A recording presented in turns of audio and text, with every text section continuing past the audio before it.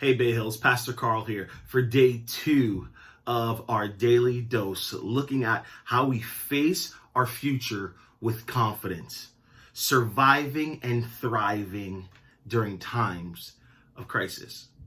Have you ever had something going on in your life where it feels like your back is against the wall and everything is pushing down and pushing against you? If you have, you're not alone. As we're looking at Exodus 14 with the nation of Israel, God's people leaving Egypt after 400 years of captivity, and now they're trapped with their backs against the Red Sea and Pharaoh's army pressing down on them. Look what it says in Exodus 14, verse 10. It reads like this: As Pharaoh approached, the Israelites looked up, and there were the Egyptians marching after them.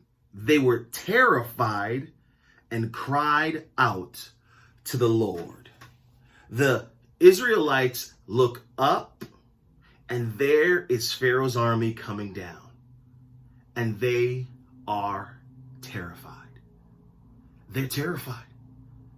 The way you might look up at some bills, the way you might look up at a broken relationship, the way right now you might look up and say, in this current climate, how do I exist? How do I make a next step? How do I relieve this anxiety that I'm feeling? We look up and we're terrified.